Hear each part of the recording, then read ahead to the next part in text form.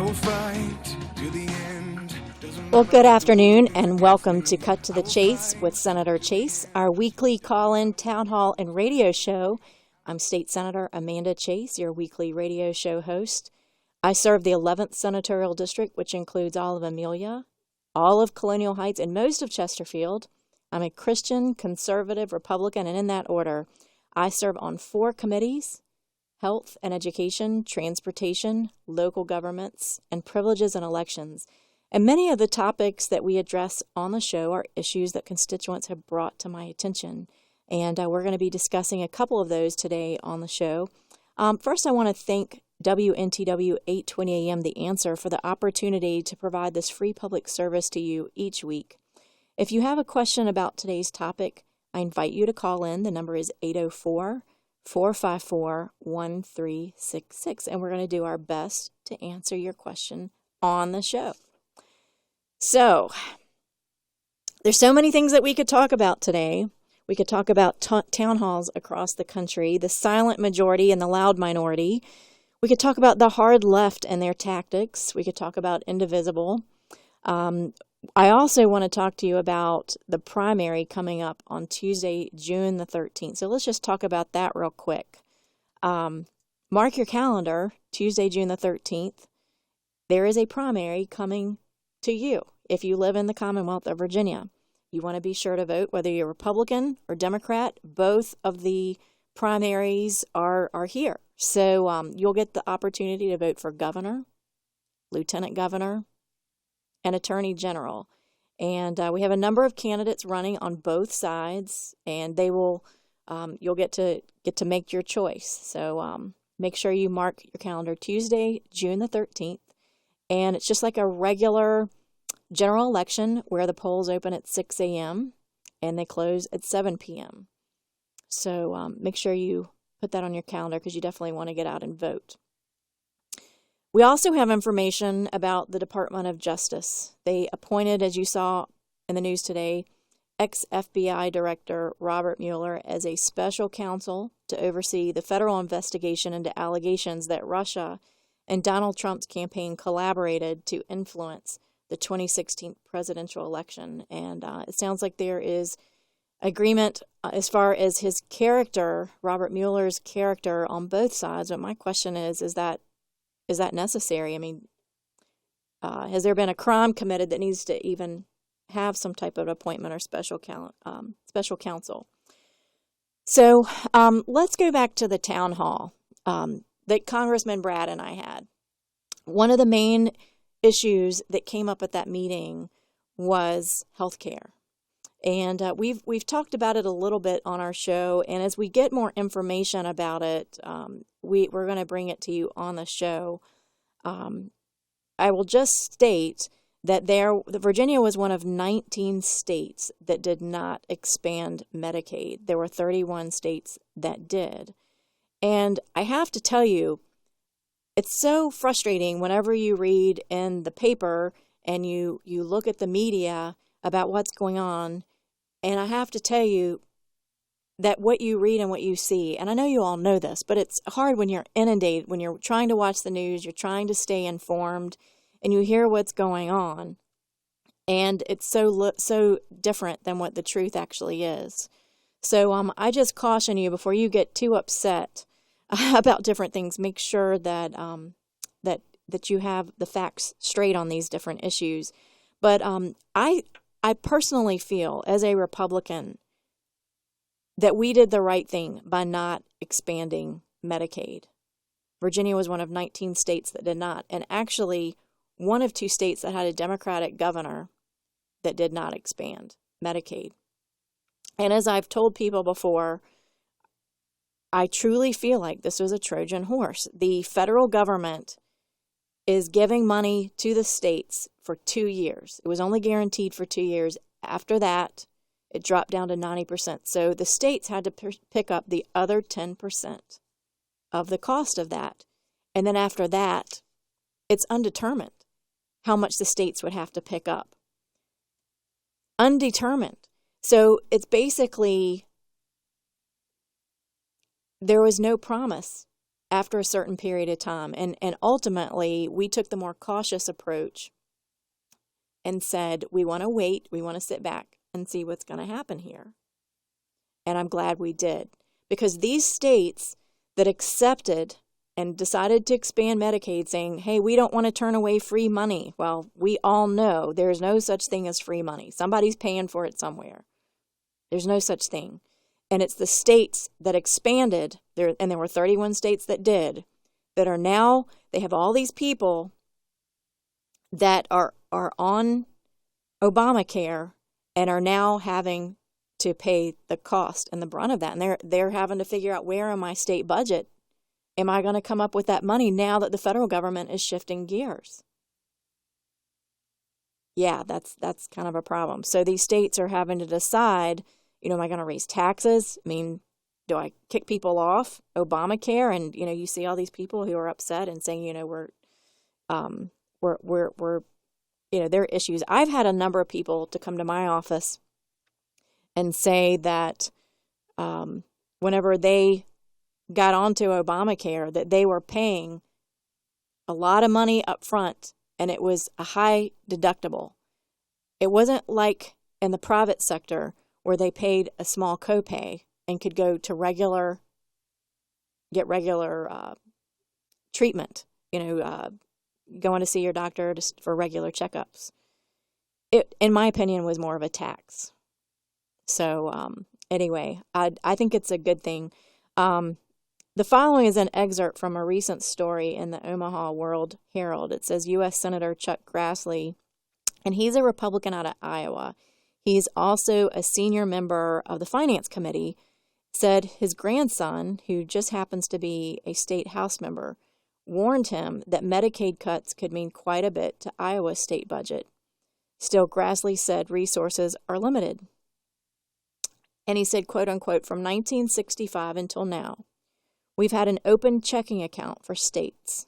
And when you have an open checking account for states, you see a lot of states have expanded Medicaid way beyond what's reasonable, because the federal government's going to pick up a big part of the tab. And that was a quote by Grassley.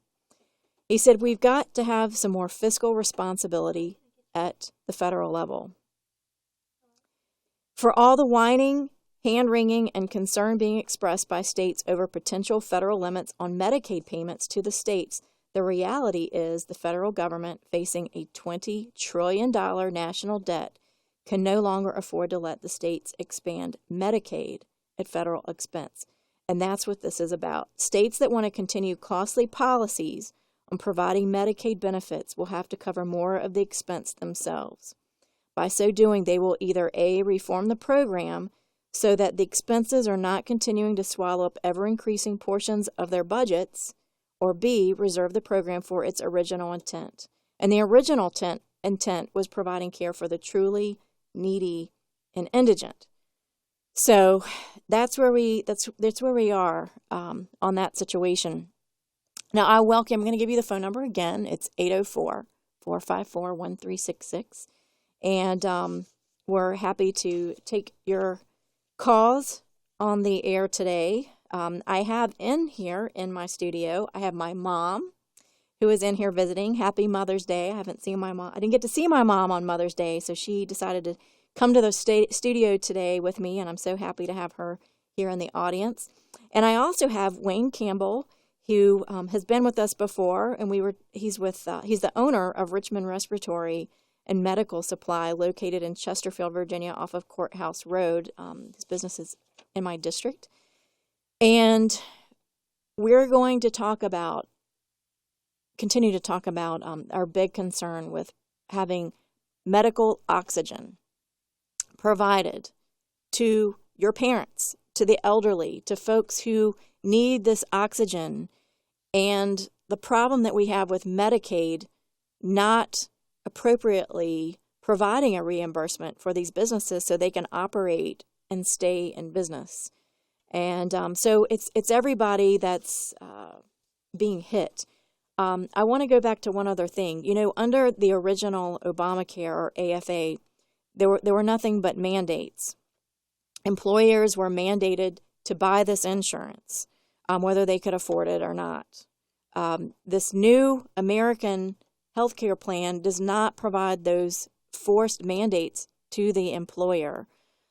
So, I mean, that's got to be worth something there. We want to have more choices for people. Anyway, we're going to come back. We're going to have a little break here, and when we come back from the break, we're going to have Wayne Campbell, and we're going to continue with his story about how small businesses have been impacted. So, you want to stay tuned. We'll be back in about how many seconds? 4 minutes. So stay tuned. We'll have Wayne Campbell of Richmond Respiratory and Medical Supply here in the studio today. Thanks so much.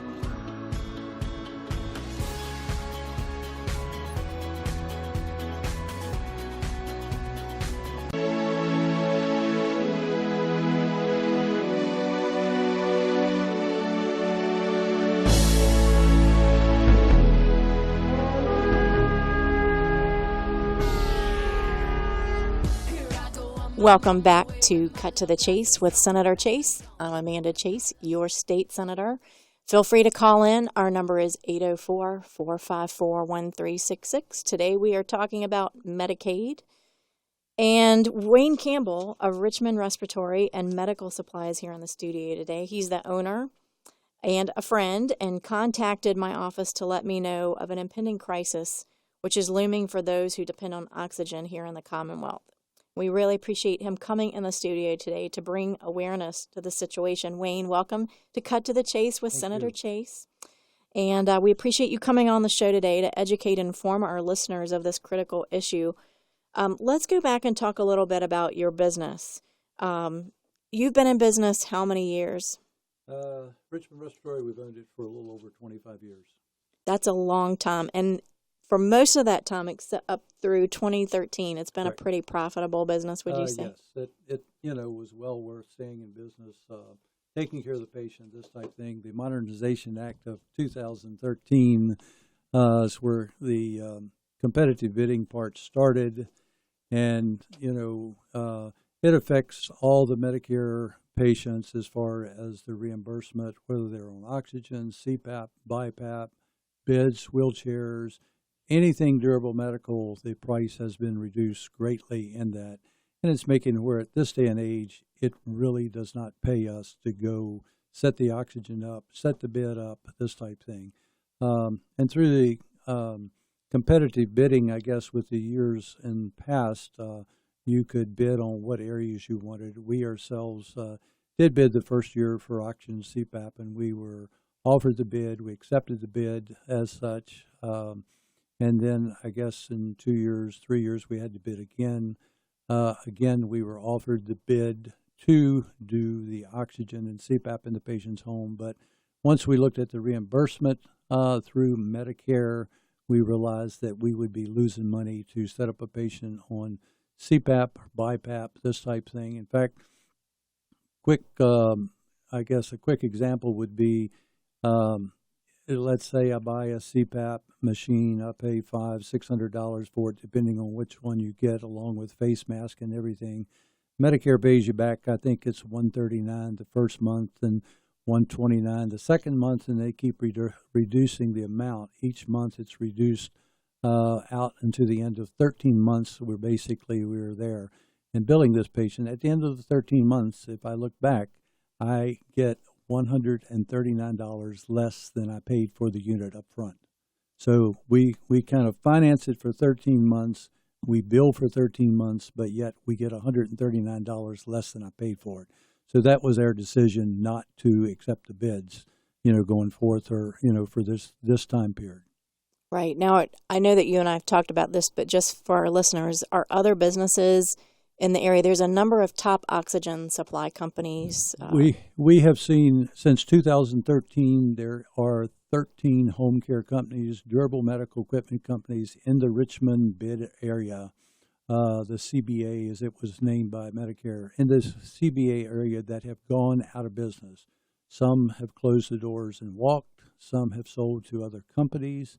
The larger national companies. In fact, even yesterday, I talked to one of the larger national companies that had called us and was chatting a little bit. And we talked about, why are you doing this? Why are you buying other companies? They admitted they're not really making money on durable medical equipment anymore, that if they were doing that, they could not stay in business.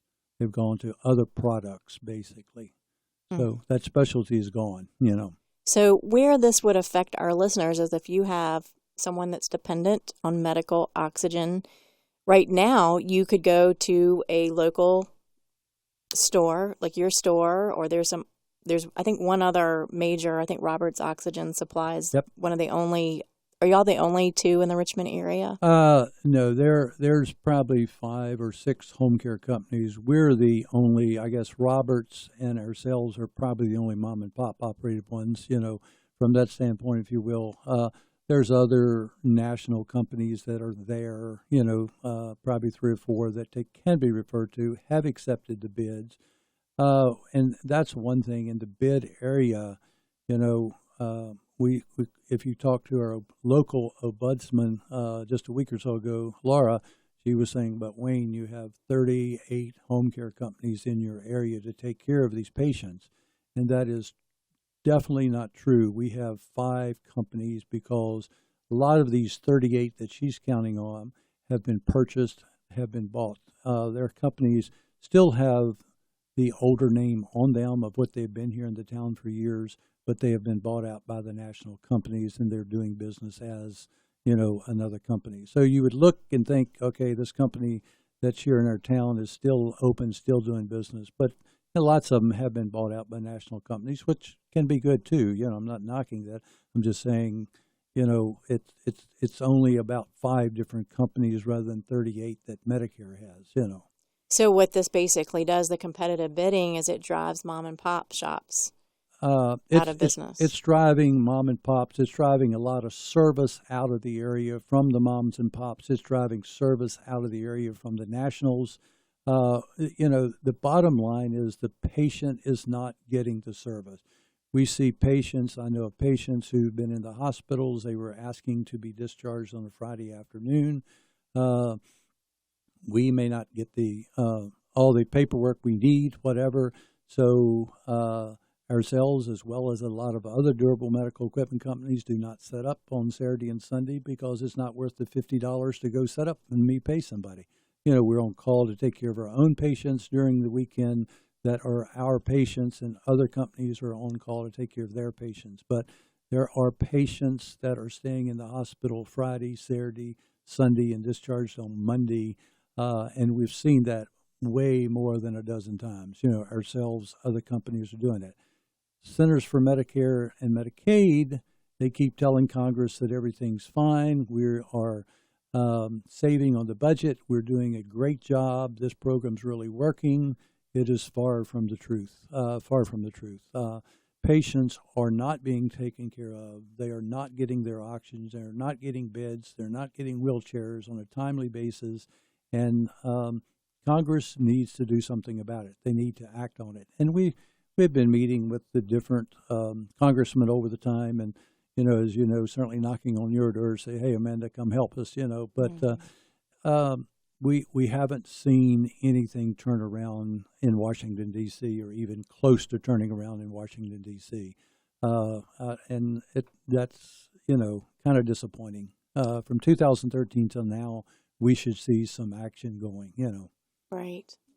Well, I know that there are a lot of people listening that have loved ones that are medical oxygen and are very concerned about this issue. And you need oxygen to live and to breathe. And, it's not like, I don't know, some other medical item you might need, and you want that customer service level for your patients. And if they're having to go to a national company, we can talk a little bit when we get back about the quality or maybe lack thereof when we return from the break. Stay tuned.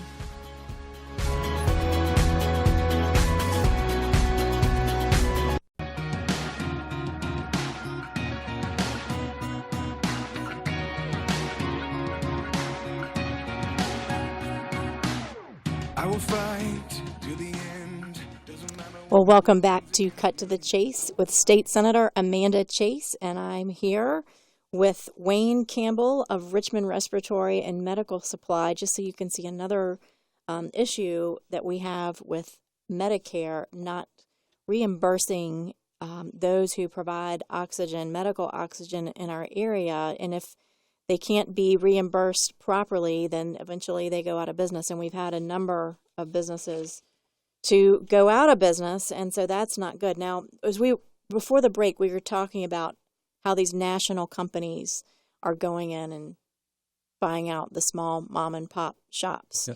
So what is the quality of care now? I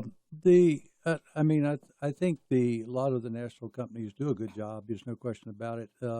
And your local companies are doing a good job with what we have to work with. But, they've cut our reimbursement over 80%. So, where you used to be able to take care of a patient, you could give service, Medicare has taken away all the reimbursement where you cannot give service to the patient. Patients don't understand. They think it's we, the durable medical equipment companies, that are being greedy, but that's not the issue at all. It's really reimbursement. And again, simple math. If you can't spend more than you take in. It's just that simple. Patients on portable oxygen. If a patient's on portable oxygen, the durable medical equipment company is going to lose money on portable tanks. Every tank costs me, let's say, $5 to fill it. If the patient has got 4 tanks a week, it's $20 a week, $20, $40, $60, $80 a month that is costing. Medicare reimburses me for portable oxygen. I believe it's $11.99 for the month. So $11.99 from $80, that's how much I lose on a patient who does 4 tanks per week. And so, we used to be able to give 6 tanks or 8 tanks, or if grandmother wanted to go to the ball game, you give her tanks to go to the ball game. But we can't do that. Where they used to do the smaller tanks, we're recommending the larger tanks. This type thing. Of course, they're heavier. Sometimes the patient's short of breath. They can't carry the heavy tank. They're upset at us, because of that. But it's really just a matter of how far in the hole can you afford to go with each patient on portable oxygen. And there are such things as portable oxygen concentrators. Portable oxygen concentrator runs, let's say, $2,000 to $3,000 is what one's going to cost you, depending on what brand you get. And, the national companies may buy them a little bit cheaper than we, but it's not going to be enough to make it noticeable in the bottom line. Again, you take that machine and you put it out there and you look at the portable oxygen at $11.99. You get a little higher for the POC, but you don't get that much more. And then you take, and if they got a concentrator in the home also, you will never get the return on your dollar, for that $2,000. You think even if they get $50 for one and $20 for the other, $60 a month, how long is it going to take you to recoup that $2,000? And the one question that I had asked earlier was, is it possible for the patient to make up that difference? If the patient, normally we accept assignment, on the patient, and that's kind of where we are with that. So that means I cannot charge that patient anything. A lot of home care companies are now not accepting assignment, so they can bill the patient. The problem that you got is so many of these patients are on a fixed income. They can't really supply the extra $20, $40, $60 a month to make it profitable for the home care company. They really can't do that. And so, but in some cases, where CMS is telling Congress, oh, everything's great, that's far from the truth. What's really happening is that either the home care company or the home care company or the patient is picking up the difference. I think right now in our office, they told me yesterday, I think we're carrying about 20 patients that we're not getting paid at all, and we're carrying those because they're due to be, they're to be retested and set up. And rather than giving them to another company in case things change, we're holding on to see if there is light at the end of the tunnel. So we're taking care of 20 patients, not getting paid anything for them. At the same time, Those patients, if they get portable oxygen, they're coming in, getting their tanks filled. So not only do we have a concentrator in a home, we're also giving portable oxygen. And other companies are doing the same thing. We're certainly not the only one. Other companies are not getting paid any more than us. So the cut to the chase version is basically national companies are taking over this industry, and the quality is not going to be as good as a mom and pop shop, and that convenience You cannot is going send to a be gone. concentrator, a national company cannot send a concentrator from California here to the parent and ask them to instruct the patient on it properly. It's just not there.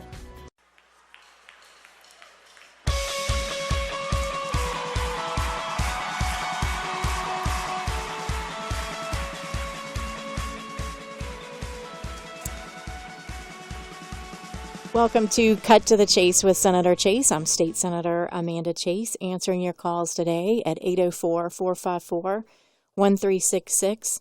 The House passed the health care bill in a big victory for Trump, but they face an uphill climb in the Senate. This bill was passed, Wednesday a week ago, actually Thursday a week ago. And we had Congressman Bratt to comment right after he came off the vote. It was a vote of 217 to 213. Republicans attained just enough votes to push the legislation through the House, sending it to the Senate for consideration, and no Democrats voted for the House bill. In our town hall, Congressman Bratt emphasized that it did include pre-existing conditions. But I will tell you this: the Senate has already pledged that they're going to rewrite the bill. They are not going to accept the House version that just passed at a 217-213 vote. It also has to, it has to pass the Senate, has to pass, once it passes the Senate, if they make any amendments, those have to go back to the House. I mean, that was just a first hurdle. So I know a lot of people at the town hall were really upset, did not like that health care bill, but the congressmen that were there, keep in mind, were keeping a campaign promise to repeal and replace Obamacare. That's what many of them ran on, and it was a promise kept to their constituents, to those who they represent, who, when voted them into office, they ran on that platform to repeal and replace. And Republicans did what they said they were going to do.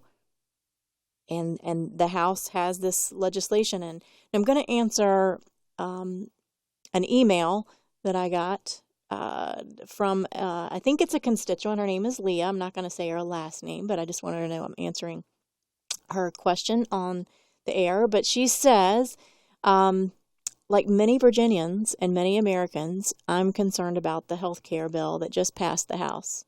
I'm troubled for many reasons, but especially by the deep cuts to Medicaid.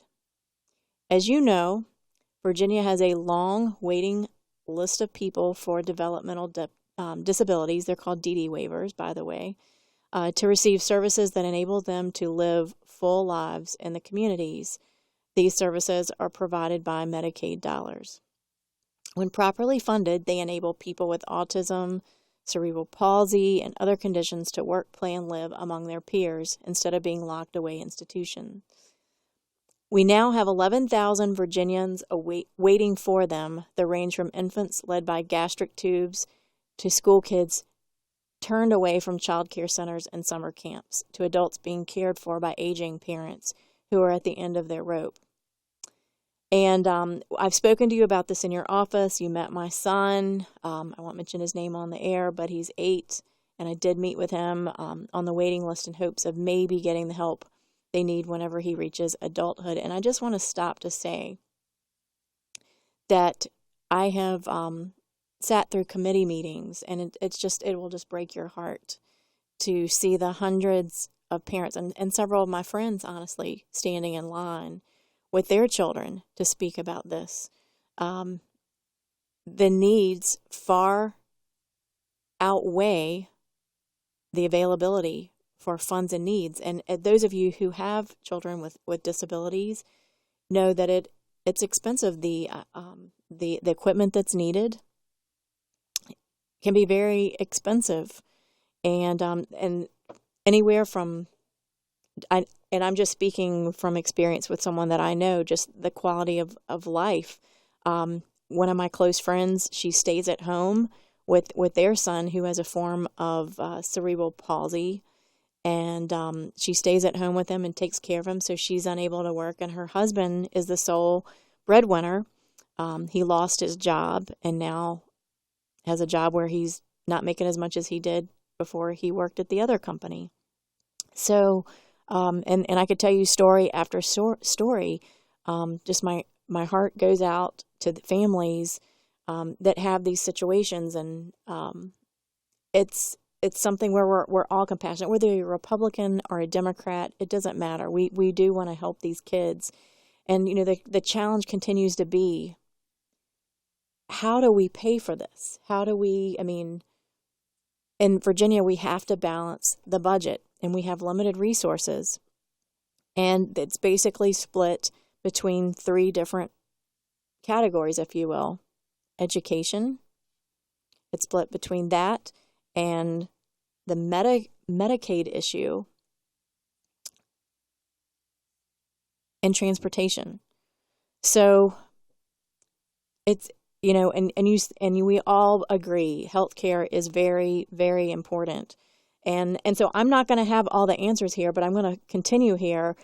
If the Senate, if it passes the Senate, how will this bill affect Virginia's budgeting for DD services? Well, there's already a deficit even before this bill passes the House and the Senate. We still, every year, even though we continue to approve more DD waivers, which we did this year, and I voted in support of expanding the number of waivers that we could have, and I vote for it every year.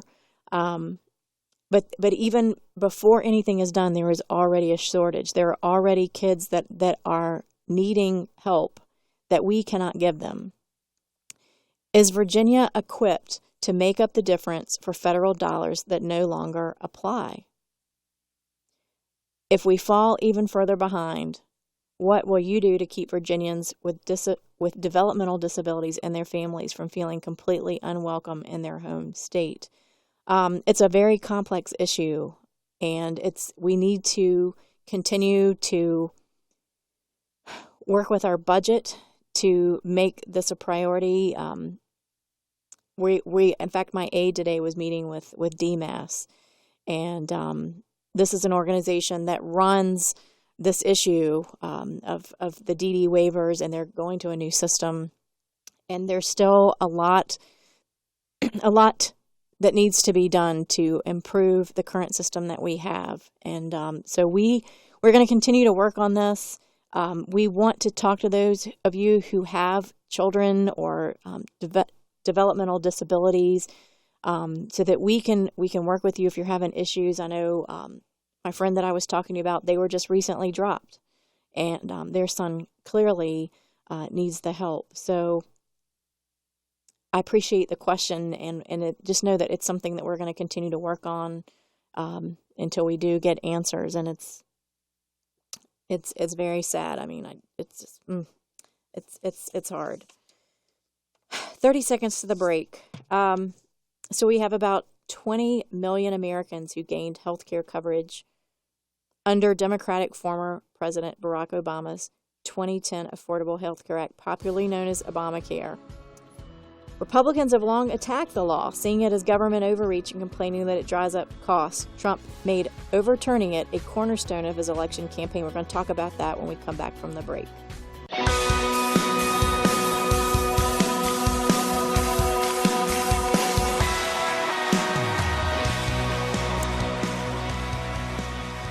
Well, we're in the final wrap-up of Cut to the Chase with Senator Chase. I want to thank you again for joining us today on Cut to the Chase with Senator Chase on WNTW The Answer.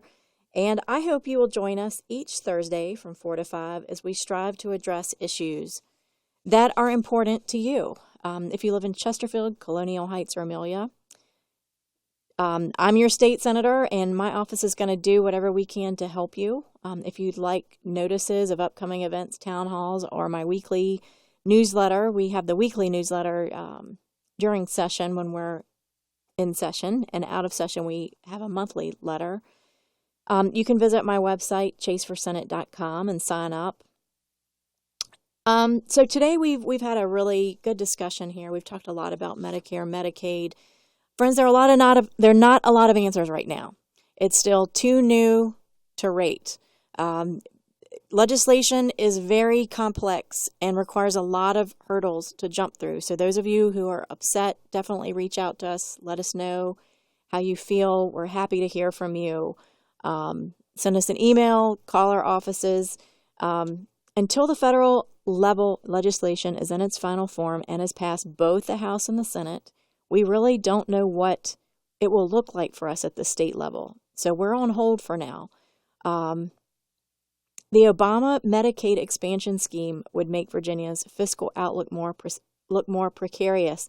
You know, the Democrats are out there saying, you know, that you're going to die, all this craziness. That, you know, that simply, we really don't want to say that.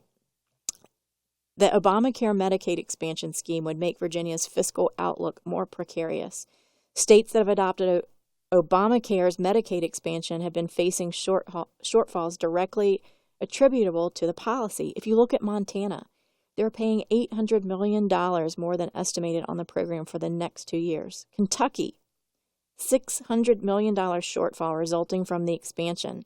And a recent report from the U.S. Government Center for Medicare and Medicaid Services said the per-person cost of expansion was about $6,300 for 2015, and that was 49% higher than projected. The bottom line is that expanding Medicaid will make Virginia's fiscal situation worse. Thank God we didn't expand. It would be even worse than what it is right now. We've got other states that did expand that not only have the current issues of shortages, people that are on DD waivers that they can't help, but now they're also going to have to pick up the additional cost of those that got the Obamacare. This year, Governor McAuliffe did not place the funding for Medicaid expansion in the budget.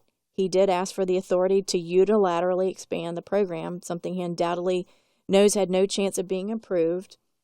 What was different this year? The incoming Trump administration and the Republican majority in Congress have pledged to repeal and replace Obamacare. Friends, they're doing what they said they would do.